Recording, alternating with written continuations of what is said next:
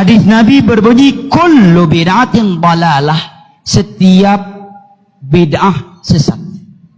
Wa kullu dalalatin finnar, setiap sesat tempatnya neraka. Ini hadis riwayat Imam Ahmad dan Imam Ibnu Majah, dicantumkan oleh ulama besar kita Imam Nawawi, ulama besar dalam mazhab Asy-Syafi'i, dan beliau bukan ulama Wahabi. Beliau ulama Syafi'i, Imam Nawawi, dalam dua kitab beliau Al-Arba'in dan Riyadhus Shalihin. Akankah kita masih merasa risih dengan peringatan bahaya bid'ah?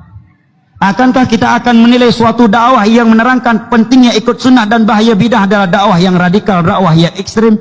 Kalau demikian berarti yang mengajarkan radikalisme dan ekstremisme adalah Nabi SAW, karena yang pertama kali mengucapkan kata bid'ah adalah sesat adalah Nabi Muhammad SAW. Adakah yang lebih santun daripada Nabi Muhammad? Adakah yang dakwahnya lebih hikmah daripada Nabi Muhammad?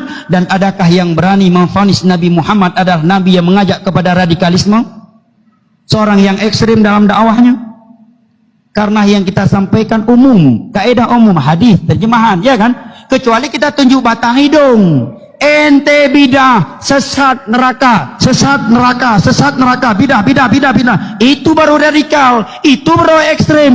Ini yang kita baca cuma hadis. Nabi bersabda, wa kullu muhdatsatin bid'ah, wa kullu bid'atin dhalalah, wa kullu dhalalatin finnar. Setiap perkara baru yang diada-adakan dalam urusan agama adalah bid'ah. Setiap bid'ah adalah sesat. Setiap kesesatan tepatnya adalah neraka. Riwayat Imam Ahmad, riwayat Ibnu Majah. Selesai, tanpa menunjuk batang hidung orang. Radikalisme dari mana? Ekstrem dari mana? Dari Hong Kong.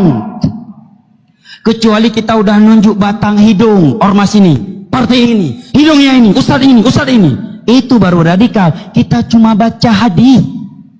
Oh, boleh juga, jangan saya baca, bapak aja baca terjemahannya. Coba artikan kullu bid'atin dhalalah. Apa artinya? Setiap sholat mulia, itu artinya nggak bisa.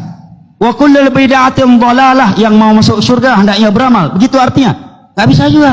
Coba bapak bacakan dan terjemahkan. Saya mau dengar. Pakai mic. Baca hadis kullu bid'atin dhalalah wa kullu dhalalatin finnar. Terjemahkan. Bisa juga.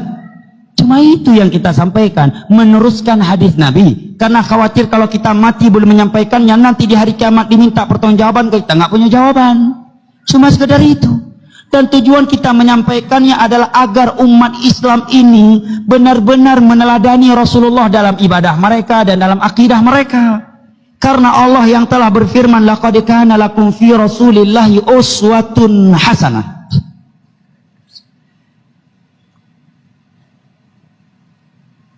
Sungguh telah ada suri toladan yang baik untuk kalian pada diri Rasulullah SAW. Ini tujuan kita.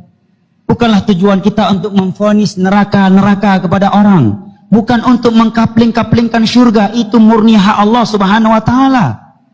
Tujuan kita adalah agar manusia beribadah ikut sunnah Nabi.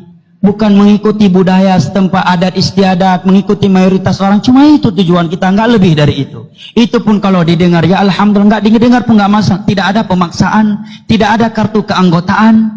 Cuma itu. Radikal dari sisi mana? Kecuali kita keliling-keliling, bawa parang, bawa kampak, yang buat bid'ah, bacok. Yang buat bid'ah ini bacok, usir, bakar. Itu baru radikal. Kita cuma bilang, Nabi bersabda, kullu bid'atin dhalalah wa kullu dhalalatin finnar. Udah. Elu masih lakukan, ya antara elu dan Allah Subhanahu wa ta'ala. Surga neraka elu itu milik Allah, bukan milik saya. Jadi radikal dari sisi mana?